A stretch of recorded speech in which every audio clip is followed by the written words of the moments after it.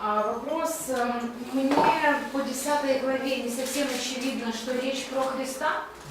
The question is, in chapter 10, it's not clear for me that it's about Jesus in 5-9, да? Да, 10 глава. Verses 5-9 Вот. of chapter 10. Можете помочь чуть-чуть Can you help me with that? увидеть? To see that, to review that. Well, you'll notice in your notes there's some descriptions there. Обрати внимание, в твоих заметках на 19 странице есть описание. 19 глава, 19 страница, 5 пункт. And a lot of the descriptions are similar to the descriptions in Revelation chapter 1. И очень много описаний, они подобны, похожи на описание в Откровении 1 главе. Because of the linens that he's dressed in. Из одежд, в которые одет он. His waist that's girded with the gold. Золотой пояс. That's in Daniel chapter 10. It's also in Revelation chapter 1. Это есть в 10 главе Даниила. A golden girdle. То есть золотой пояс опоясан. The face like lightning and the eyes like torches. Волосы белые и глаза как огонь. That's E and F in Daniel 10.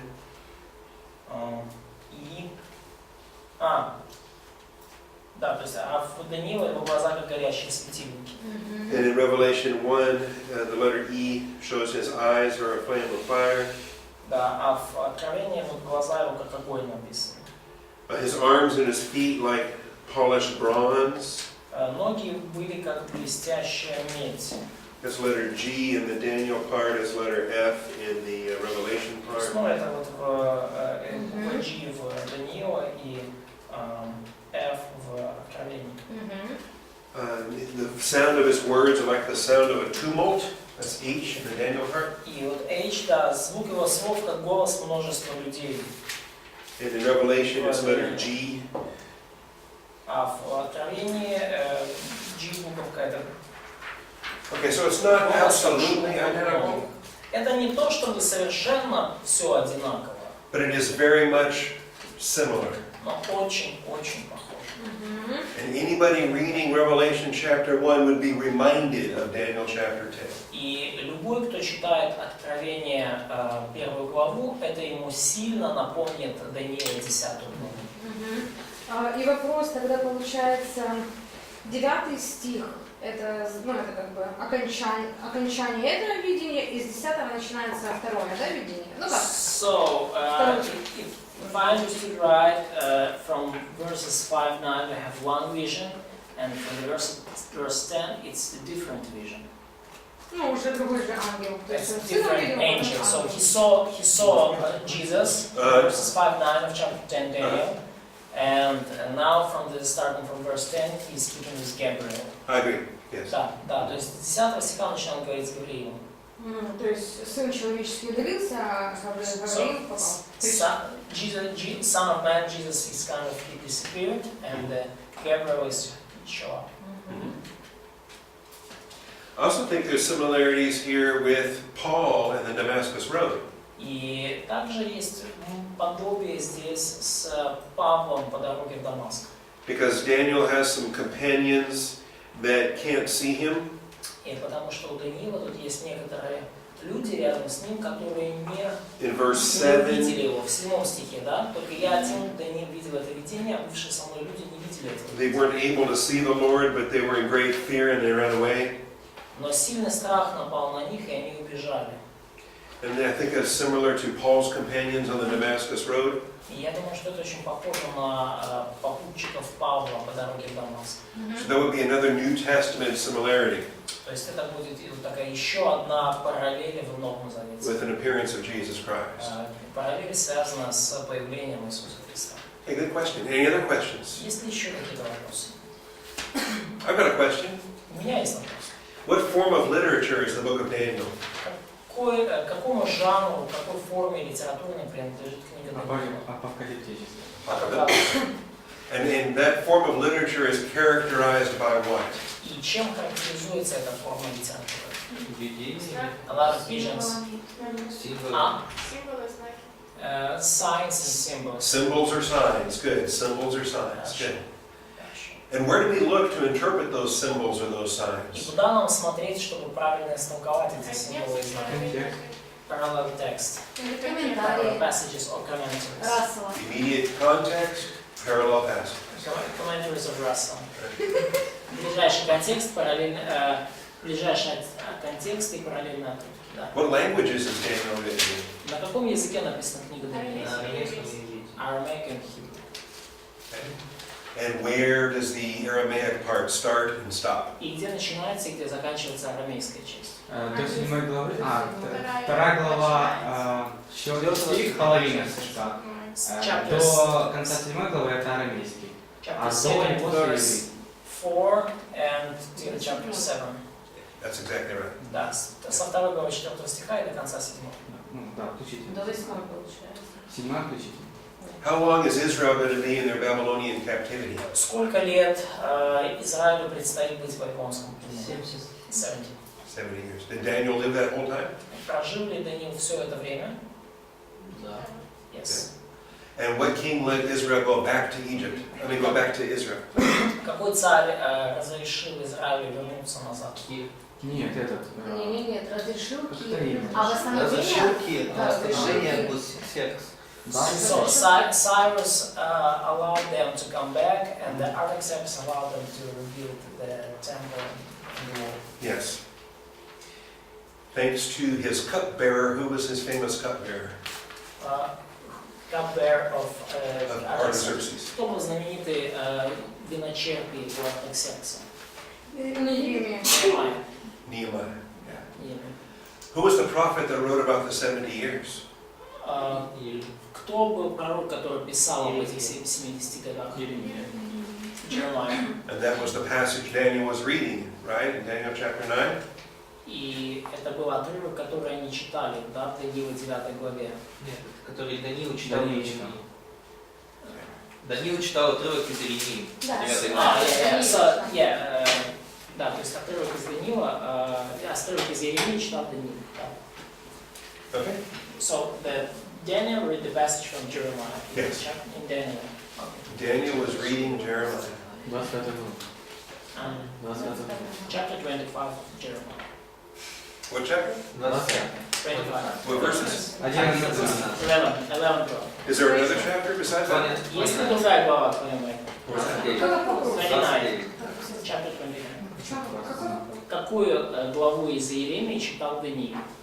Что мы видим из 9 главы? 25, 11, 29.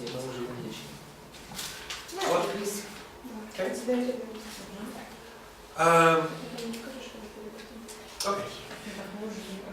We do have chapter 12 to talk about. О чем говорит глава 12? Великое слово. About tribulation. Мы до нее еще не So дошли. we did not get to. Даже не знаю. Okay. Yeah, the end of chapter 11. Что говорится в конце главы 11? И войны, которые будут во время греха. Antichrist and the wars he will start. Yes. Получается, 12 глава про войну? So, chapter 12 is about the war. Really, no, chapter 11, verses 40 through 45, the last 6 verses of chapter 11. Ну, последние стихи 40 по 45, 11 главы. You'll notice in verse 40 it begins with, at the end time. И обратите внимание, вот в 40 главе, да, в 40 стихе 11 главы, под конец же времени, как начинается. And then in chapter 12, verse 1, it says, at that time.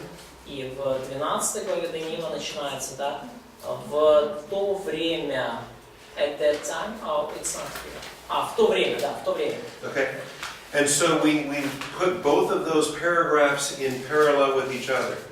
И мы помещаем вот оба этих абзаца в параллель друг с другом. So chapter 11, 40 through 45 talks about Antichrist. То есть 11 глава, 40-45 стих говорит об Антихристе. And his wars and his problems. И войнах, и проблемах, которые он создаст. Okay, because he has some victories, Поскольку он одержит некоторые победы, but he also has some lands that escape him. но также будут некоторые земли, территории, которые escape him, so they will reject him. They escape from his invasions. То есть они избегут его вторжения. In verse 40, it's Edom, Moab, and Ammon. Да, и в 41 стихе мы видим, что спасутся от руки его только Едом, Моав и большая часть сынов Аммоновых. And I'm not really going to go into it today, but there's a reason why those lands are preserved against the Antichrist. И и мы видим, что есть причина, по которой эти земли будут защищены от вторжения Антихриста. Their lands have become places of hiding and refuge for the Jews. Это те земли, которые станут убежищем, местом убежища для евреев, иудеев. He also is very angry in verse 44. И также он очень разозлен, он в величайшей ярости в стихе 44. Because of rumors from the east and from the north. Из-за слухов с востока и севера. And I connect that with Revelation chapter 9. И я связываю это с Откровением 9 главы. And we'll see this next week. И мы посмотрим это на следующей неделе. But in your outline, I listed it in point 23 and subpoint C. Но в вашем конспекте я это упомянул в пункте 23 под пункт С.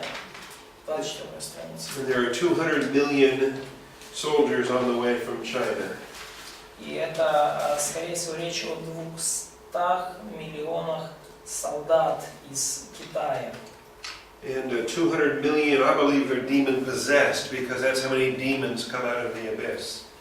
И я думаю, что это 200 миллионов одержимых, потому что я думаю, что именно столько демонов выйдет из преисподней.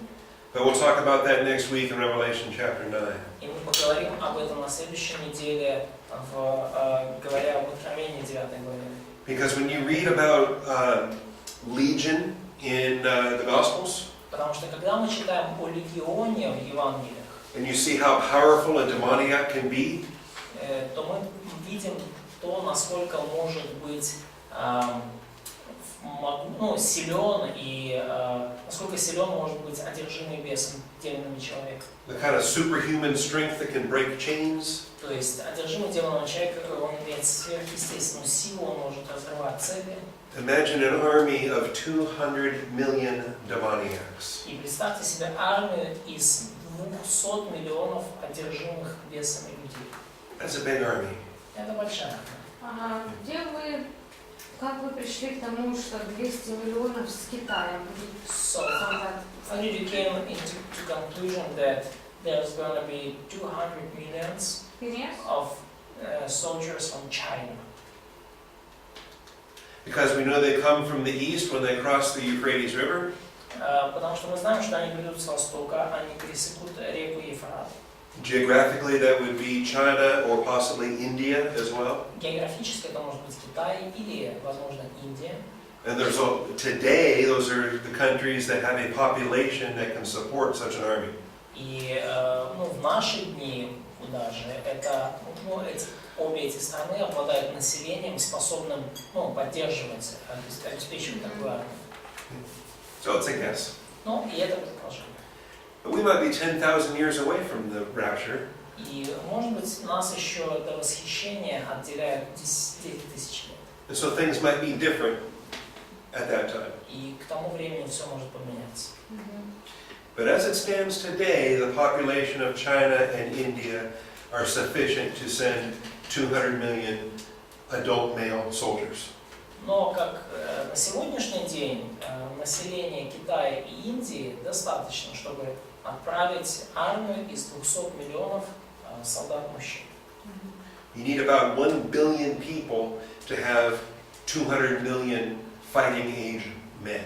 То есть вам нужно порядка 1 миллиона людей, чтобы отправить в бой, 1 миллиарда людей, чтобы отправить в бой армию из 200 миллионов мужчин, способных бить. Okay. So, in this paragraph we have the tribulation described from the perspective of the Antichrist. И вот в этом абзаце, таким образом, у нас период Великой Скорби описан с точки зрения Антихриста. But in chapter 12, verses 1 through 4, Но в 12 главе, стихах с 1 по 4, it's the time period but viewed from the side of Israel. это тот же самый период времени, но уже он описан с точки зрения Израиля. And really only verse 1 talks about the tribulation. И на самом деле только стих 1 говорит о Великой Скорби. And verses 2 through 4 are more about the millennium and what follows the tribulation. И стихи 2, со 2 по 4, они больше о тысячелетнем царстве и о том, что последует за Великой Скорбью. Verse 1 it says that Michael will arise. И стих 1 говорит о том, что восстанет в то время Михаил. He takes his stand. То есть он восстанет, да, то есть он займет свое положение. Where previously maybe he had been told to sit down. Может быть, до этого ему было сказано сидеть, посидеть. During a time that God is judging Israel, he tells Michael to sit down. То есть во времена суда над Израилем, возможно, Бог сказал архангелу Михаилу, ну, присядь, посиди немножко. Israel is under discipline, Israel is under judgment. Michael, sit down. Израиль сейчас находится под дисциплиной, Израиль под осуждением. Михаил, присядь, посиди немножко. Okay, the judgment is finished, the discipline is complete. Michael, stand up and fight for Israel. Осуждение закончилось, дисциплина завершилась. Михаил, встань, восстань и борись, сражайся за Израиль. Because the tribulation is unique. Потому что Великая Скорбь — это уникальное событие. It is a day that has never happened before. Это такой день, такое время, которое никогда не случались ранее. It will never happen again. И никогда не случится после. And in your notes, look at point 3. И посмотрите в ваших заметках на пункт 3. Of chapter 12. Yes. Значит, это страница 25, пункт 3. And the subpoints E, B, C, and D. Там 4 подпункта А, Б, С, Д. It's not on your test, but I wish it was. Это в вашем тесте не будет. Я хотел бы, чтобы оно было. Because this is good information. Потому что это очень хорошая информация. Daniel is not the only prophet that says that the tribulation is a unique day. Даниил не единственный, кто говорит, что Великая Скорбь будет уникальным днем. If a day has never been like it before and never after, это будет такое время, такой день, которого не было никогда раньше и после никогда не будет. then it is the one and only day. То есть это это единственный в своем роде день. And Jeremiah also talks about it. Пророк Иеремия также говорит об этом. In Jeremiah 30 and verse 7, Иеремия 30, стихе 7. where it is called the time of Jacob's trouble. И он называет это бедственным временем для Иакова. And we're told that there is no other day like it. И он говорит, что о горе велик тот день, не было подобного ему. It is one of a kind. Единственный в своем роде. How many one-of-a-kind days can there be? Как много может быть дней единственных в своем роде? Only one. Только один. Okay? And so Daniel talks about it, Jeremiah talks about it, Ezekiel talks about Мы it. видим, что Даниил о нем говорит, и Иеремия о нем говорит, и Иезекииль о нем говорит. Ezekiel 5:9. И Иезекииля 5:9. He says, I've never done this before, I will never do this again. Говорится, что я сделал над тобой то, чего я никогда не делал, и чего подобного впредь не буду делать. And then Jesus spoke about it И Иисус также об этом дне говорил. in Matthew 24, verses 21 and 22. Матфея 24, стих 21-22. He says, there will be a great tribulation such as not occurred since the beginning of the world until now, nor ever will. Ибо тогда будет великая скорбь, какой не было от начала мира до ныне и не будет. So, 4 great Jewish prophets spoke of this coming day. И так 4 величайших еврейских пророка говорили об этом грядущем дне. The 3 prophets of the captivity, 3 пророка времен Вавилонского пленения, Daniel, Ezekiel, and Jeremiah, Даниил, Еремей и Иезекииль. and of course Jesus Christ himself in the Mount Olivet Discourse. И, конечно же, Иисус в своей проповеди в своей проповеди на горе. All right, now as the tribulation ends, only believers can come into the millennium. И будет великая скорбь, и только верующие смогут войти в тысячелетнее царство. I like to draw it like this for when I draw the tribulation. Мне нравится вот рисовать таким образом, когда я пишу здесь вот великая скорбь. Because the rapture of the church comes first, Потому что сначала произойдет восхищение церкви. and it may not be immediately after, but it's certainly after comes the tribulation. И может быть не прямо сразу, но определенно, что после этого произойдет великая скорбь. And then I draw the arrow all the way down because Jesus lands on the earth for the second advent. И я рисую стрелочку до самой земли, потому что Иисус сойдет на землю при своем втором пришествии. And then we have the millennium. И далее у нас будет тысячелетнее царство. But remember, only believers will enter into the millennium. Но помните, только верующие войдут в тысячелетнее царство. As it says in verse 1 of chapter 12. Как сказано в стихе 1, 12 главы. Everyone found written in the book. Войдут лишь те, все, которые, 12 глава, 1 стих, войдут лишь те, которые найдены будут записанными в книге. Everyone found written in the book will be saved. Те, которые найдены будут записаны в книге, спасутся. Это среди евреев? Is it among Jews? This verse is talking about Jews. Этот стих говорит непосредственно о евреях. When Jesus taught about sheep and goat judgment, that would be talking about Gentiles. И когда Иисус говорит о суде над овцами и козлами, то Он уже там говорит о язычниках. And so it's true for Jews and Gentiles, only believers go into the millennium. И это верно как для евреев, так и для язычников. Только верующие входят в тысячелетнее царство. What happens to the unbelievers? А что случается с неверующими? Lake of fire, judgment. They are killed and they're thrown in hell. Они убиты и брошены в ад. They will come out of hell at the great white throne. Они выйдут из ада.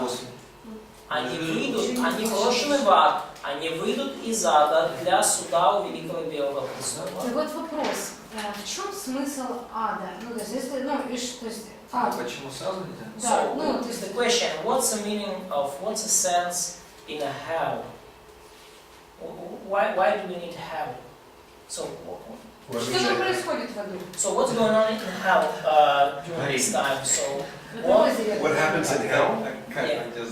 в аду или в озере? Не, в аду. So- Это не озеро, ж получается. So, Они такие hell is not a lake, it's not a place of eternal torture. Right. So, but what's But going it on is- here? What sense in it? Okay, it is fire. Это огонь, It is pain. это боль. The rich man and Lazarus in Luke 15. Богатый человек и Лазарь Да. в Луке 16 главе. It's a place of torment, То есть там описывается это как раз как место мучений. and it burns, И там горячо, там горит. but it's not dark. Но там не темно. They can still see. Они все еще могут видеть. The rich man is able to look across the chasm and see Abraham and Lazarus. Богатый человек все еще может посмотреть через эту пропасть и увидеть Лазаря и Авраама. And that's a difference between hell and the lake of fire. И есть разница между адом и озером огненным. Because the lake of fire is absolute darkness. Потому что в озере огненном совершенно полная темнота. Dark fire Темный огонь for all eternity. на всю вечность. They won't even have the grace of God to see others in that fire. То То есть у них даже не будет благодати Божьей видеть друг друга в этом мире. Because they are completely away from God's Потому что light and any visibility. они совершенно удалены от всякого божественного света и видимости. Okay, so only believers are going to enter into the millennium. И потому только верующие войдут в тысячелетнее царство, Believing Jews and believing Gentiles, верующие евреи, верующие язычники, and the unbelievers are going to be killed. а неверующие будут убиты. All right, there will also be a resurrection. И также будет воскресение. Verse 2. Стих 2. Many of those who sleep in the dust of the ground will awake. И многие из спящих в прахе земли пробудятся. All right, so there is a resurrection of many. То есть будет воскресение многих. At the same time that unbelievers are getting killed, В то же самое время, когда неверующие будут убиты, there are some dead people coming back to life. будут некоторые мертвые люди, которые вернутся к жизни. It says many И сказано, что многие, of those who sleep will wake up to everlasting life. многие из спящих в прахе земли пробудятся для жизни вечной. But then it says others, Но далее сказано, другие, they will awake to disgrace and everlasting contempt.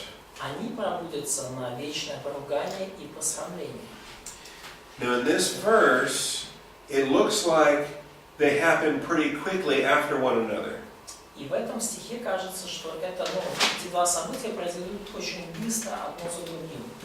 It seems like there's a resurrection of life and a resurrection of disgrace. Кажется, что здесь речь идет о двух воскресениях. Воскресение жизни и воскресение посрамления. And there's no indication in this verse that they are separated by 1,000 years. И нету никакого, никак не показано в этом стихе, что два этих воскресения, между ними пауза в 1000 лет. Okay? And likewise, if we were to look at John chapter 5, И точно так же, если мы смотрим на Иоанна 5 главу, verses 28 and 29, стихи 28-29, we find out about a resurrection of life and a resurrection of judgment. мы читаем здесь о воскресении жизни и воскресении осуждения. Jesus is speaking of two separate resurrections. Иисус говорит о двух различных воскресениях.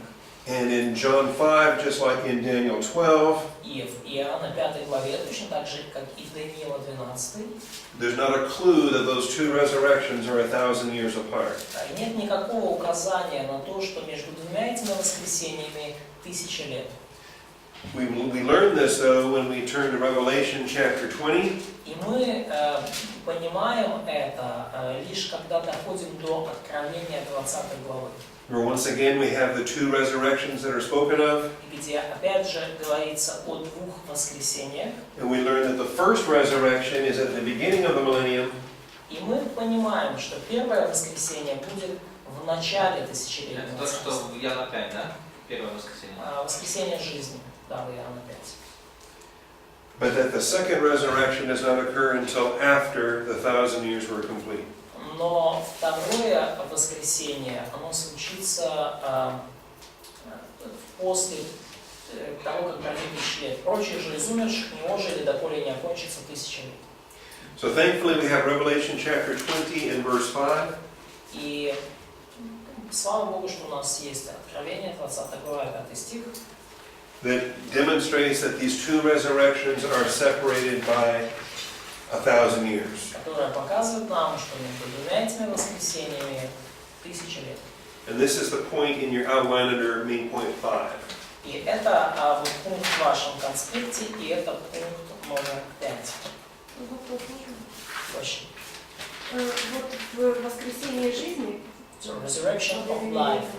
The resurrection of life. Да, как те, которые воскреснут, это воскресенье так как, когда меняется тело, или это просто оживление, а потом, потому что они могут опять не уверовать, So will this glorification be kind of glorification, so in new glorified bodies, or that will be just kind of regular bodies, because during the millennium kingdom there will be people who will not believe, non-believers in the other way. So will these people who are resurrected in the beginning be in new bodies, glorified bodies? Yes. In all of them. These people will be in resurrected, glorified bodies. Вот те, кто воскреснут к тысячелетнему царству, они будут в новых прославленных телах. These people, Вот эти люди, the believing Jews and the believing Gentiles, they will still be in their mortal body. верующие евреи и язычники, все еще будут в своих смертных телах. And they enter into the millennium and they will have babies. И они войдут в тысячелетнее царство, и у них будут дети. Remember, in the resurrection, there's neither marrying nor giving in marriage. И вы помните, да, в воскресении мертвых нету ни детей, люди не женятся, не выходят замуж, да? Как Иисус говорит. We are like the angels and we are not procreating. То есть в воскресенье мы, как ангелы, мы уже не воспроизводим потомство. So these guys are resurrected and glorified and not making babies. То есть вот эти люди, которые воскресли в прославленных телах, и они детей уже не производят. These guys are mortal and they are having babies, and many unbelievers will not be getting saved. И вот, а те, кто в смертных телах, они, скажем, у них будут дети, и многие из этих детей, они не уверуют и не спасутся. Also, many of these guys are going to be dying during the millennium. И также многие из этих людей не умрут в течение тысячелетнего царства. Prophet Isaiah says that the youth will die at 100. The youth dies at 100. Пророк Исаия говорит, что юноши будут умирать в 100 лет. Have you heard that passage before? Вы не помните, откуда это? Ну, то есть смерть еще где-то что-то So the death will still have place. Yes. То есть, Да. к примеру, мы воскреснем, будем в тысячелетнем царстве, потом опять умрем? So we will... Не те, кто воскреснет. Не, речь о тех, кто перейдет в тысячелетнее царство из тысячелетней скорби. Они перейдут в смертных телах. Тысячелетней скорби. Не смертные тела. Ну, из смертной скорби. И они будут умирать. Они в смертных телах, они будут рождать детей, они будут умирать. А ті, що були схоплені, що як вони Где попадають? мы, если мы будем восхищены? So where we will be if we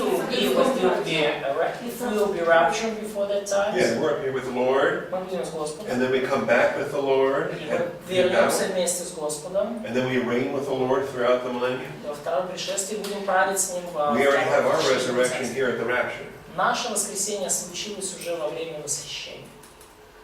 We in the church. Нас, это речь как церковь. So this is not the church getting raptured. То есть здесь не церковь восхищенная воскреснет. These are Old Testament believers. Воскреснут здесь верующие Ветхого Завета. These are tribulational believers. И верующие времен Великой Скорби. Okay. That will, They will be resurrected. who was mortified, who was persecuted and killed. Yes. Ну, то есть верующие Великой Скорби, которые были гонимы и убиты во время Великой Скорби. Вопрос маленький. Question. Вот эти вот такие места, например, как 2 стих, и их достаточно в Ветхом Завете. So there are places like verse 12, 2 of Daniel, and it's enough of verses like that in Old Testament. Спящие в прахе воскреснут, спящие в прахе воскреснут. So those who sleep in the dust will awake, sleep in the dust to wake. И можем ли мы на 100% утверждать, что мы знаем, что если сейчас заканчивается моя или твоя жизнь, точно вот душа либо идет на небеса, либо в ад? То есть мы можем это на 100% утверждать, что мы знаем, куда идет душа и что происходит сейчас? We know for sure what's going on with our soul when we die, so does our soul come to heaven or to hell after our death? В смысле, сейчас мы... Да. Вот, к примеру, да, есть учения, которые утверждают, что вот человек в таком бессознательном состоянии спит, а мы верим, что если мы умираем, либо к Богу, либо... So there are teaching that people after their death, they sleep in an unconscious condition, they just kind of somnambules. But we believe that people go or either hell or heaven. Today, yes, to Да, heaven. сегодня да, на небеса. Because Jesus took paradise to heaven. Потому что Иисус рай забрал с собой на небеса. 2 Corinthians 5 says, when we are absent from the body, we are at home with the Lord. 2 Коринфянам говорит нам, что когда мы покинем это тело, то мы отправимся, будем дома с Господом. Sorry? Да. Вопрос по поводу воскресения. Вы сказали, что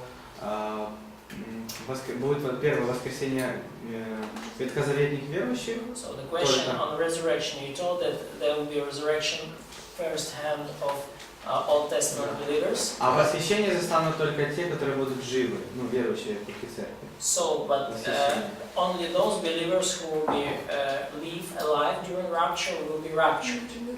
Или мертвые тоже, те, которые жили во время церкви. So what will be with the dead people who lived in the age of church? Они тоже воскреснут? No, they did not survive till rapture, but they lived during the church age. Oh yeah. So they will be raptured, or they will be. Will their resurrection take place during the rapture or during this? Here. Every unbeliever. No, believers. Oh, believer. Believers of church age. Yeah, believers resurrect here. Верующие времен церкви воскресают здесь во время восхищения. То есть верующие, которые сейчас умрут, они Понятно, все. время церкви восхищение. Все, что связано с церковью, будет восхищение. In 1 Thessalonians chapter 4, В 1 Фессалоникийцам 4 главе it says the dead in Christ will rise first. что умершие во Христе воскреснут прежде. Then we who are alive and remain will be caught up together with them in the clouds. И мы, и вслед за ними, и мы, те, кто оставшиеся на небеса, восхищены. So dead in Christ. То есть умершие во Христе. That's church believers. Это верующие эпохи церкви. These are Old Testament А believers. здесь верующие эпохи Ветхого Завета. Вот это 3 воскресения. So it's going to be 3 resurrections, in fact. Yeah. Да. Or 4. Даже 4. Because the very first resurrection Самое первое воскресенье was the Lord Jesus Christ on Easter Sunday. Господь Иисус Христос. Excellent questions. Отличный вопрос. Okay.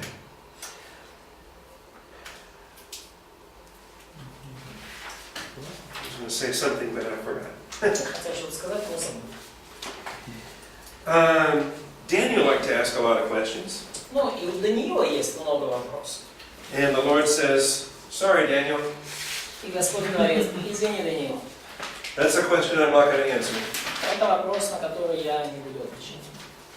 А в Миллениуме, получается, проклятие только частично снято с природы, да? So in Millennium, Физически некоторые умирают. the curse from nature is read out partially, so partly, so people still dies.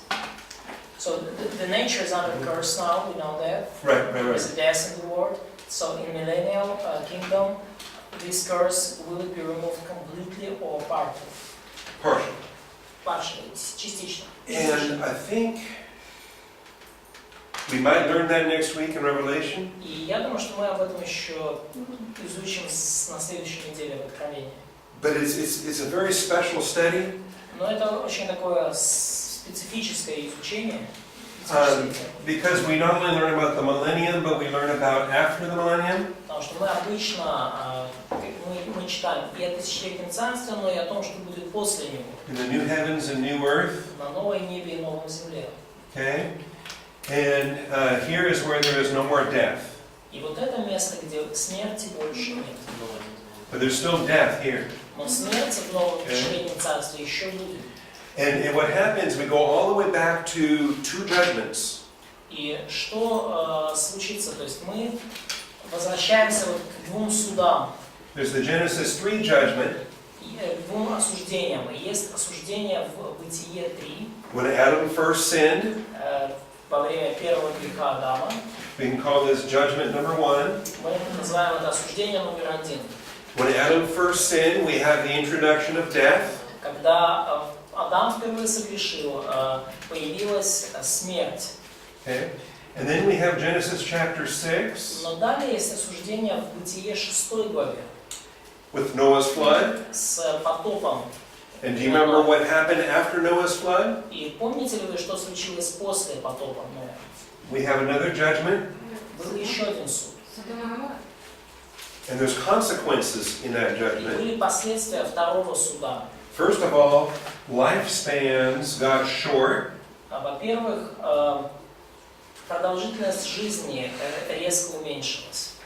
Okay, before the flood, they were living 800 and 900 years. До потопа они жили 800-900 лет. But after the flood, the lifespan was brought down shorter and shorter and shorter. Но после потопа продолжительность жизни была урезана и становилась все короче и короче. There was also a judgment assigned to the animals. И также был знак осуждения на животных. Animal fear of man. И теперь животные боятся человека. Okay? And so, if you understand the sequence of those two judgments, И если вы понимаете последовательность этих двух судов, I think it's a better way to explain what you were trying to say earlier. я думаю, что это вот лучший способ объяснить то, о чем вы ранее говорили.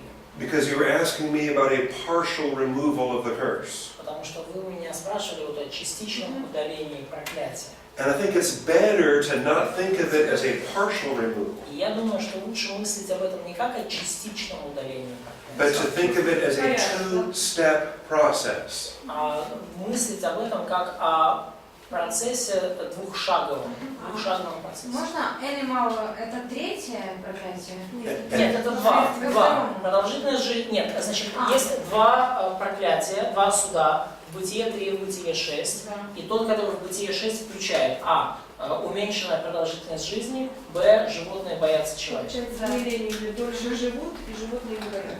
I think you're getting it.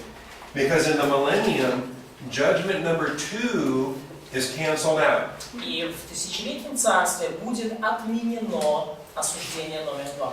Humanity is returned to the longer lifespans, Человечество снова вернется к более длинной продолжительности жизни. and we will have peace with the animals in the millennial kingdom. И также в тысячелетнем царстве мы будем жить в мире с животными. The lion will lie down with the lamb. Ягненок ляжет вместе с The little boy puts his hand in the viper's nest. И да, то есть дети там возложат руку на змей, там, Okay, but there's still death, но все равно будет смерть. because the youth will die at 100. Потому что молодые люди будут умирать, когда им будет 100. То есть они They'll будут be считаться considered молодыми. young. То есть их будут люди будут умирать в 100 лет и будут восприниматься как юноши в 100 лет. But today, if a child dies, Как вот сегодня, как ребеночек умирает, and they're 10 years old, и им 10 лет, and we например, cry, we say, how и sad. мы плачем, и мы говорим, как грустно. He was so young. Он был такой молодой, He had his whole life in front of him. вся жизнь была впереди у него. In the millennium, we'll be saying that about a 100-year-old person. И в тысячелетнем царстве мы будем так говорить о человеке, которому 100 лет будет. The 100-year-old person will say, oh, that's so sad. И о столетнем человеке, They were so мы young будем говорить, как это грустно, он умер, он был такой молодой, because they were going to live hundreds and hundreds of years. потому что он уже мог жить еще там сотни и сотни лет. Now, in the new heavens and new earth, we finally end judgment number 1. И на новом небе и новой земле будет отменено также и первое осуждение. And this is the wages of sin is death. И это там, где возмездие за грех смерть, And the remainder of the curse is gone. то есть все последствия проклятия будут удалены. So I like what you asked about partial removal. Мне очень понравилось то, как ты спросил вот насчет частичного удаления проклятия. But I think it's best to think of it as two-step judgment and two-step removal. Но я думаю, что лучше мыслить это как двухэтапное осуждение и двухэтапное снятие осуждения. Okay? The fall and the flood Падение и потоп are undone in the millennium and the new earth. отменены через тысячелетнее царство и в тысячелетнем царстве и в новой земле. Great question. Thank you. Отличный вопрос. Спасибо. And we will talk about that in Revelation. И мы поговорим об этом еще, изучая книгу Откровения. All right, for the rest of chapter 12. И вот говоря об остатке 12 главы, Daniel sees some additional things here. то есть в 12 главе Даниил видит кое-какие дополнительные вещи. He sees two angels standing on either side of the river. Он видит двух ангелов, стоящих стоящих на другой стороне реки. And a man dressed in linen is hovering above the river. И видит также, слышит мужа в льняной одежде, находившегося над водами реки.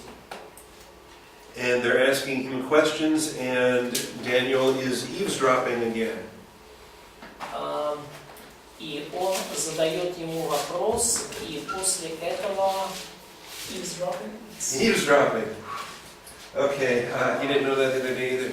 Eavesdropping, he's listening. И Даниил снова слушает, да. Okay, he's butting into their business. То есть он пытается вникнуть, да, в то, что же там происходит. They're having their conversation over here, and Daniel's listening in. У них там какая-то беседа, да, и Даниил пытается вслушаться, да, о чем же они там говорят. And you have this in your notes in point 8.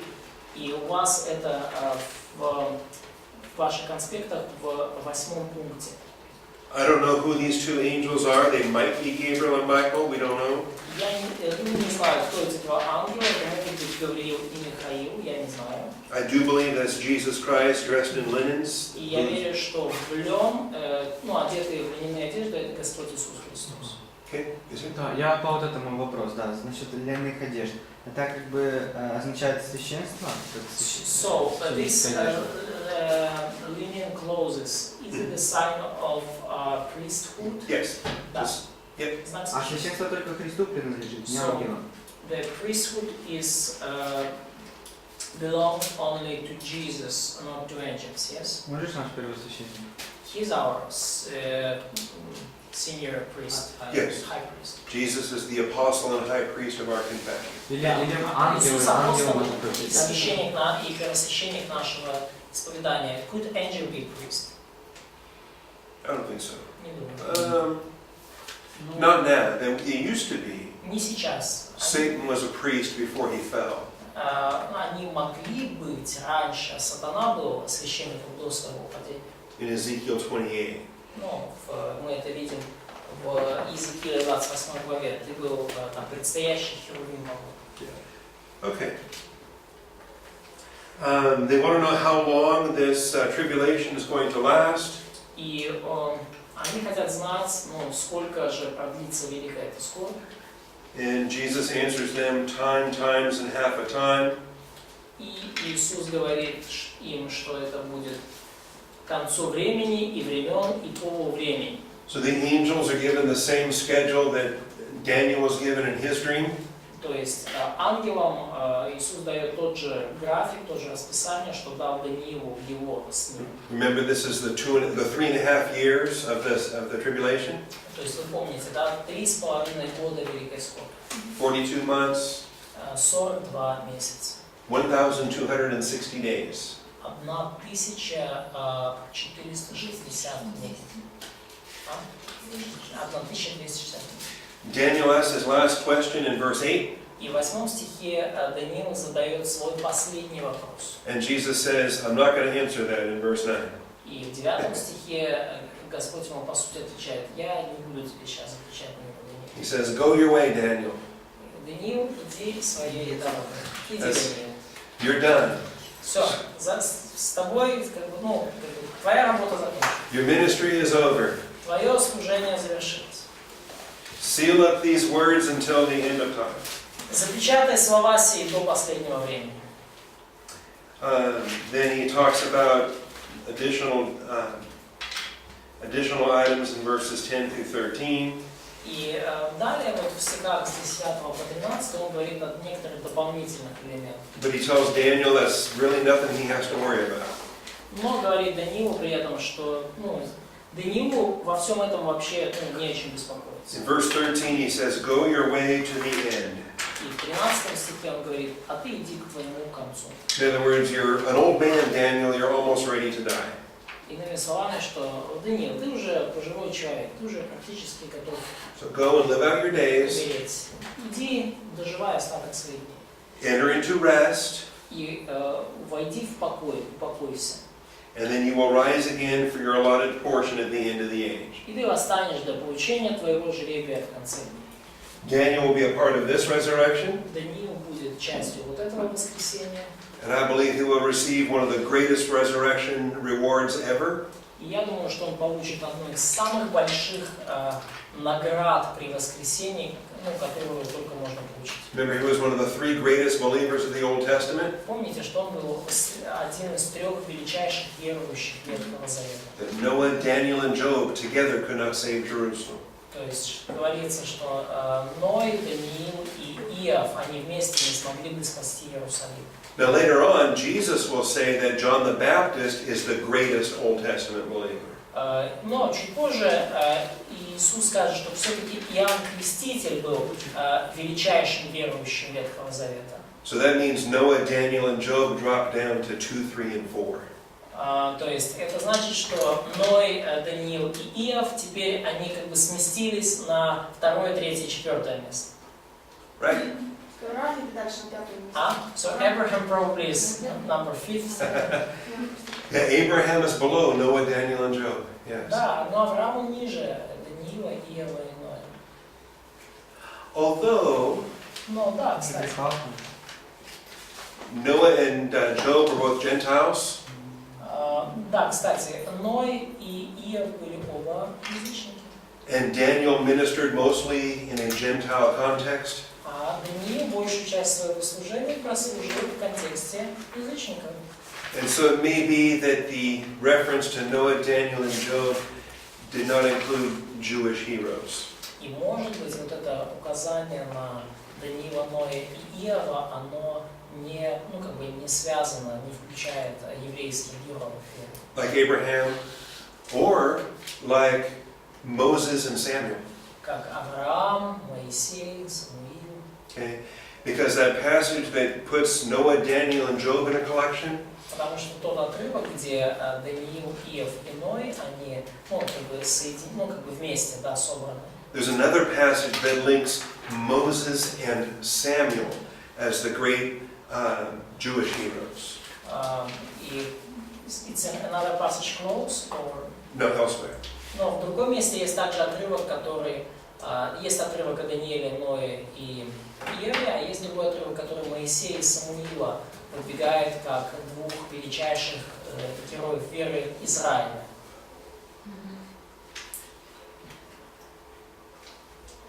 Jeremiah 15 and verse 1. Иеремия 15, стих 1. And the Lord said, even if Moses and Samuel were to stand before me, my heart would not be with this people. Сказал мне Господь: хотя бы предстали пред лицем моим Моисей и Самуил, душа моя не преклонится к народу сему.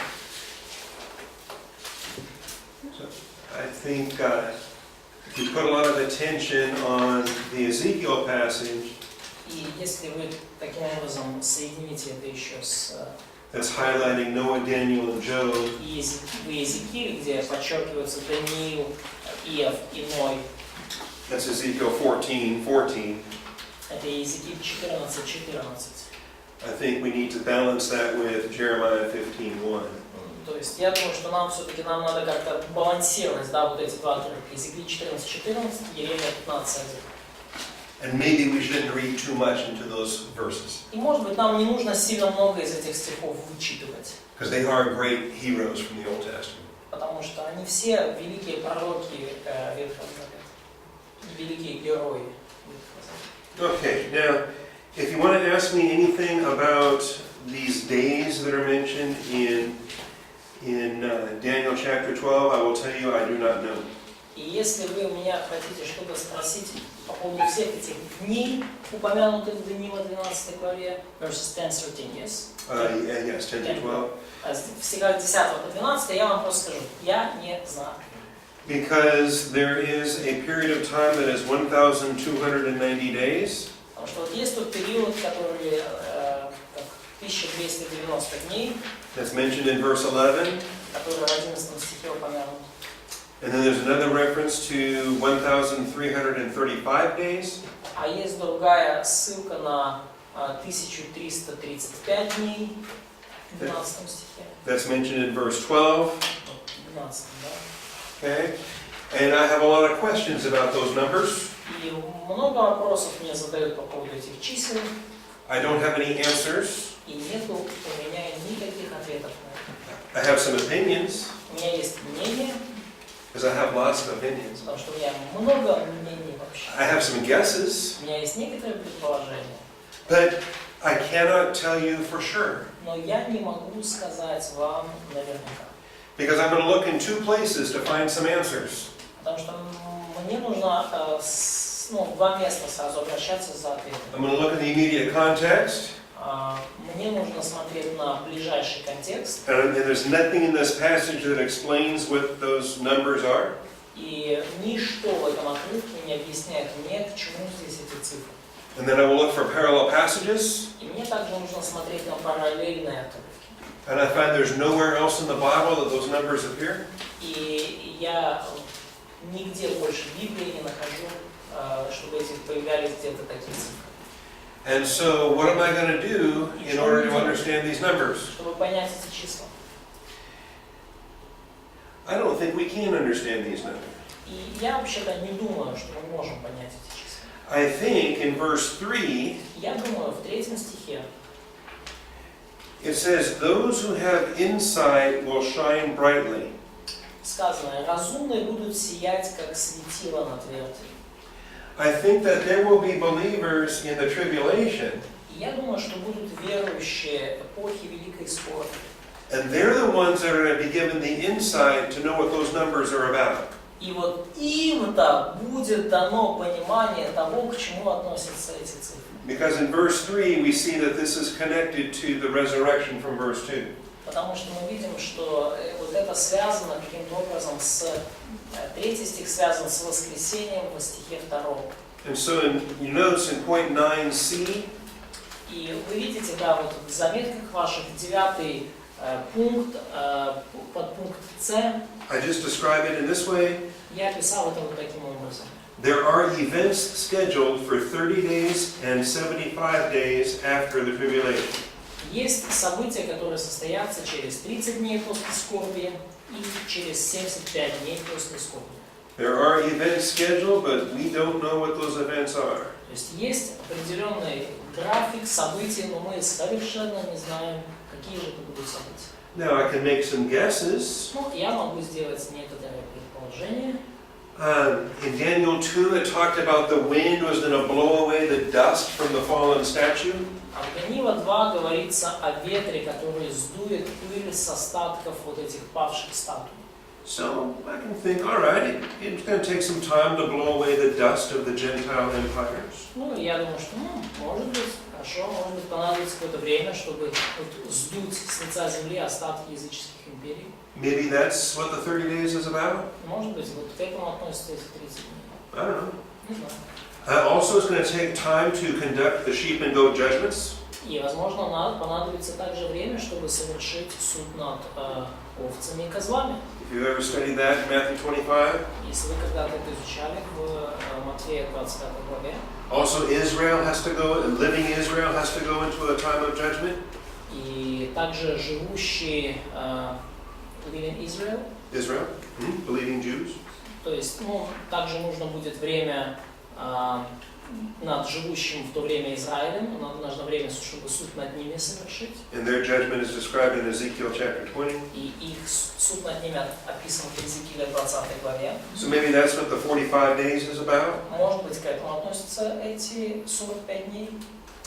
And also, it's going to take time to build that new temple Ezekiel talks about. И также понадобится время, чтобы построить новый храм, о котором говорит Иезекииль. Okay? And a lot of people think that was what was referenced in Daniel chapter 8 to the 2,330 mornings and evenings. И может быть, некоторые люди думают, что вот именно вот это время, да, упомянуто в Даниила 8 главе, 2330 дней. Okay? And I don't agree with that. I I told you in chapter 8, I think that 2,330 days is something else. Я с этим не согласен, я уже вам говорил, что я думаю, что для чего-то другого понадобится эти 2330 дней, не для постройки храма. Вопрос по этим дням. So the question on these days. 2300 дней. Правильно? 2,300 days.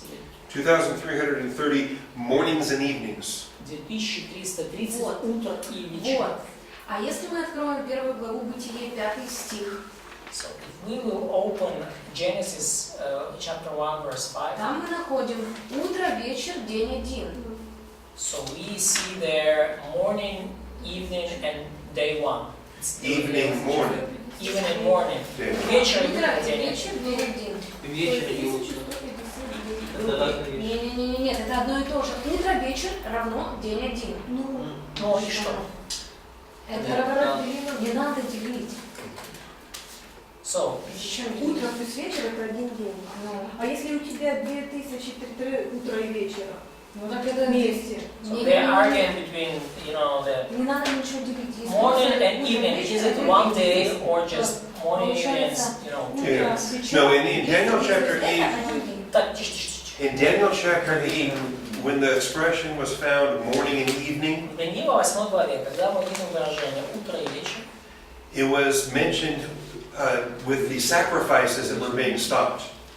это упомянуто в связи с жертвами, которые были приостановлены, жертвоприношения. And the sacrifices are morning and evening sacrifices every day. И жертвы, приношения, это вот те жертвы, которые приносятся каждый день, утром и вечером.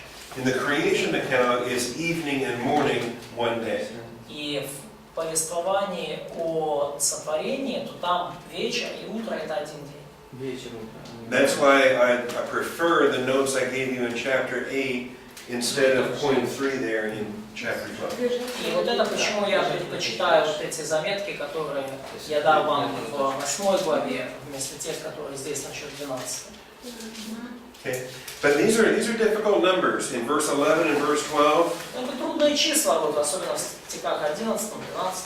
And there are a lot of books that get written and a lot of people make up a lot of things. И много книг написано, и многие люди выдвигают самые разные идеи на этот счет. I give you a couple of guesses that make sense to me, Я вам привел несколько предположений, которые мне кажутся логичными, but they may be totally unrelated to what these days are about. но может окажется, что вообще мои предположения не связаны с тем, о чем эти дни. The wind is going to blow away the dust of that great statue. То есть ветер сдует прах вот этих великих статуй. Because Daniel 2 said that was going to happen. Даниил 2 говорит, что это случится. But that may have nothing to do with these two verses here in chapter 12. Но вполне возможно, что это никак не будет связано с этими двумя стихами в 12 главе. There will be a sheep and goat judgment. Будет суд над овцами и козлами. There will be a new temple built according to Ezekiel. И будет, согласно Иезекиилю, построен новый храм. But those events may have nothing to do with this chapter here in Daniel chapter 12. Но вполне возможно, что все эти события никакой связи не будут иметь с числами в конце 12 главы. I think it's going to be the heroes of the tribulation that have the insight to understand those numbers when it happens. И я думаю, что вот именно эти герои времен Великой Скорби, у них будет понимание и откровение, как понимать эти числа, когда все это случится. So the Lord told Daniel it's really none of his business. И Господь сказал Даниилу, Даниил, не твое это дело. And I'm going to tell you that it's probably none of our business either. И я могу вам сказать, что, скорее всего, это и не наше дело тоже. Никого из вас. Okay? Хорошо? I put a final note after 10, A, B, and C. Do you have that in your notes too? A principle? Yeah, there's a principle there. Да, и я вот последнюю финальную заметку вот поместил после вот пункта 10 АБЦ. And it's just a thought when he's saying goodbye to Daniel. И вот это просто вот мысль, которую вот я бы хотел сказать по поводу книги Даниила. He's encouraging Daniel that his life is almost over. Вот, Бог ободряет Даниила, его жизнь подходит к концу уже. And he's going to rise again in the resurrection to receive a tremendous reward. Что он воскреснет в конце дней, чтобы получить потрясающую награду. And it strikes me how personal God is. И это меня снова напоминает, меня потрясает, насколько личным He knows является наш Бог. He knows each one of us personally. Он знает каждого из нас лично. He knows every day of our earthly life. Он знает каждый день нашей земной жизни. Because he counted every day of our earthly life before we were born. Он сосчитал уже каждый день нашей земной жизни еще до того, как мы родились. He knows every struggle, he knows every test. Он знает каждую трудность, каждое испытание. Because he prepared those tests for our growth. Потому что Он приготовил эти испытания для нашего роста. He knows the reward we're going to receive because he's preparing us for those rewards. И Он знает награду, которую мы получим, потому что Он готовит нас для этой награды. And what I like in this final point, И что вот мне нравится вот в этом последнем пункте, because we can get lost in all of the empires in history. и, понимаете, мы можем потеряться и заблудиться во всех этих разных империях и сроках, датах. God does change the times and the epochs. И Бог, конечно же, Он меняет сам по своей воле времена и эпохи. He installs kings, he removes kings. Поставляет и низвергает царей. He oversees all of human history. И Он надзирает, Он видит всю человеческую историю. So he has the whole big picture in view. И Он держит потому Он понимает, Он держит в уме полную картину. But he never forgets about each one of us personally. Но при этом Он никогда никого из нас не забывает лично. He knows about my life and my life today. Он помнит о моей жизни, о вашей жизни сегодня. And I like that. И мне это нравится. That is powerful. Это очень мощно, это очень важная мысль. Okay. Any questions? Есть ли какие-то вопросы? You need to take a break.